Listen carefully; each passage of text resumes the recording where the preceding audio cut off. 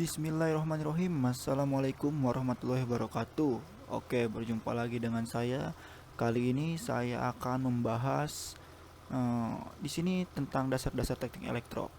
Nah, di sini saya akan menggunakan aplikasi EKTS. Nah, aplikasi EKTS seperti apa dan apa yang akan saya bahas? Lihatin aja ya.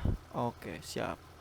Di sini ada yang namanya interlock. Dalam dunia listrik itu rangkaian listrik, belajar membaca gambar atau rangkaian listrik yang sederhana itu ya pertama kali pasti adalah rangkaian interlock ini. Gimana cara bacanya? Seperti ini, saya jelaskan. Oke. Di sini ada fase. Di sini fase ini maksudnya sumber listrik. Dan sumber listrik ini biasanya bertegangan 220 voltase untuk di Indonesia sendiri. Dan kemudian ada netral di bawahnya. Untuk pembacanya sendiri itu seperti apa? Nah, arus ini masuk ke MCB tapi terputus di sini. Kenapa? Karena MCB-nya ini belum dinyalakan atau dinaikkan. Oke. Ketika MCB-nya dinyalakan atau dinaikkan, maka arus ini akan terhubung masuk push button off. Push button off itu kondisi awalnya yaitu normally closed. Kondisi awalnya itu normally closed. Oke. Setelah masuk ke melewati push button off, kemudian dia berhenti di input push button on dan juga input kontak bantu magnetic kontaktor ya. Ini kontak bantu namanya 1314. Oke.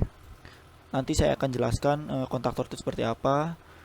Jadi dia arusnya itu berhenti di input push button on. Nah, ketika push button on ini ditekan, maka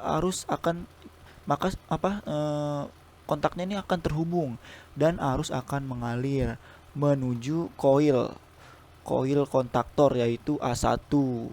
Nah, kemudian kontaktor aktif ya kan, kontaktor aktif dan kontak bantunya terhubung. Jadi ketika push button ini dilepas, dia arus akan terus mengalir dan mengaktifkan kontaktor. Jadi kontaktor ini tidak akan terputus kecuali ditekan push button off atau di off-kan MCB-nya, atau mungkin ada beban lebih sehingga MCB-nya trip ataupun mati lampu ya. Paling itu yang membuatnya terputus. Oke. Kemudian di sini kita ada magnetic kontaktornya. Ini kita menggunakan Schneider Electric seri LC1D09 ya. Seperti yang tadi, kontaktor ini keseluruhan ya, magnetic kontaktor ini keseluruhan.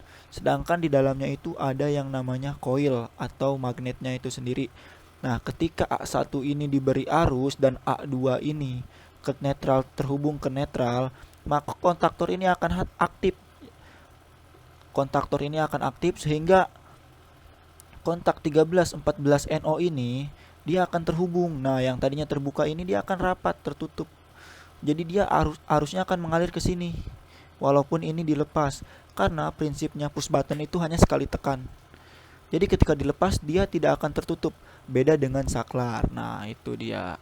Baiklah, sekarang saya akan menggambarkannya atau mensimulasikannya di aplikasi EKTS ini, di software EKTS ini. Oke, pertama kita akan masukkan powernya. Karena kita menggunakan satu bus di sini, maka kita masukkan L1, bisa juga L2, L3, bisa juga. Oke. Kemudian kita beri nama, klik 2 kali, beri nama pas di sini. Oke. Kemudian kita masukkan netralnya. Nah, di sini ada netral. Oke ya, udah di mana saja, tergantung kita, terserah kita, netral.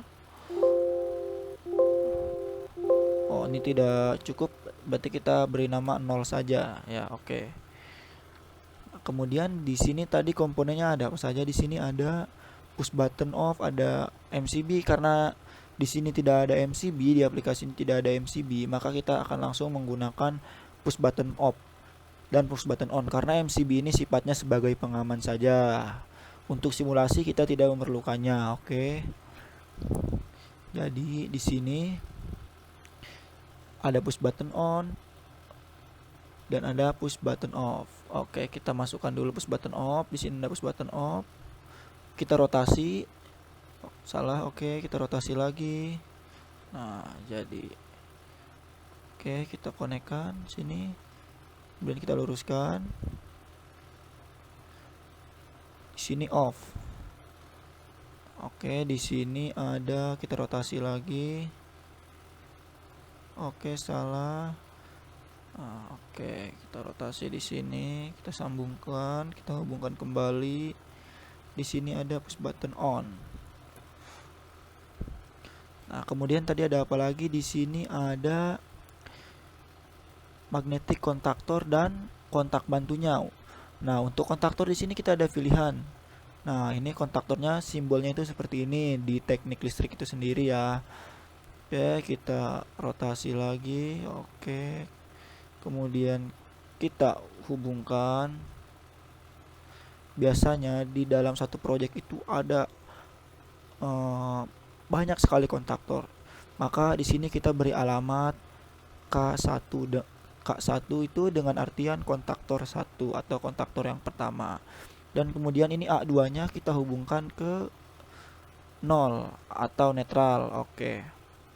Nah, kalau masih seperti ini belum ada penguncinya, belum interlock. Nah, ketika kita tekan dia akan menyala, namun ketika kita lepas dia akan lepas kembali. Dia tidak mengunci. Nah, jadi fungsinya kontak bantu 1413 ini adalah NO, normally close, dalam keadaan normal dia terbuka. Ini fungsinya untuk mengunci sehingga arus akan terus mengalir ke kontaktor. Nah, mari kita masukkan kontak bantunya. Di sini ada normally open kontak. Nah, simbolnya seperti ini.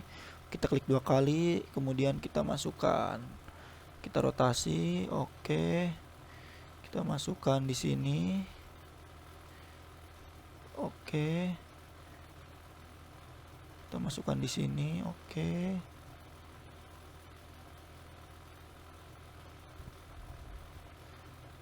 Karena ini kontak bantu ini dari kontaktor 1, maka kita masukkan untuk kontaktor 1. Nah, ini udah jadi, tinggal kita simulasikan saja. Oke, kita simulasikan. Nah, ketika push button on ditekan dan dilepas kembali, arus akan terus mengalir ke sini. Nah, jadi si kontaktor ini akan terus aktif. Dia akan terus aktif. Ini fungsinya buat apa? Ini fungsinya ketika kita menghubungkan sebuah motor listrik ya.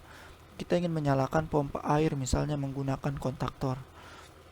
Nah, kita sekali tekan, dia akan mengunci.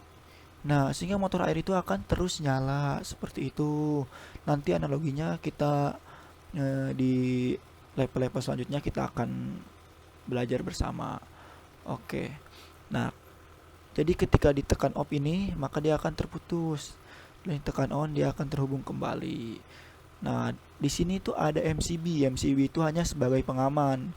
Biasanya kan di kontaktor ini ada kontak bantu yang 3 pas. Jadi untuk ke motor listrik yang 3 pas tuh, misalnya di industri-industri itu menggunakan motor listrik 3 pas. Jadi ketika overload atau beban lebih, MCB ini akan memutus sehingga kontaktor ini akan mati. Jadi tidak akan terjadi kerusakan pada motor listrik ataupun kebakaran seperti itu. Alangkah lebih baiknya itu menggunakan yang namanya TOR, Thermal Overload Relay. Nah, Thermal Overload Relay ini fungsinya sebagai pengaman jika ada beban lebih pada motor seperti itu.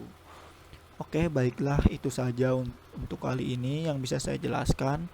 Kurang lebihnya mohon maaf. Karena saya juga masih belajar. Di sini kita sama-sama belajar bareng. Itu saja yang bisa saya jelaskan. Jangan lupa like, comment, and subscribe. Oke, wassalamualaikum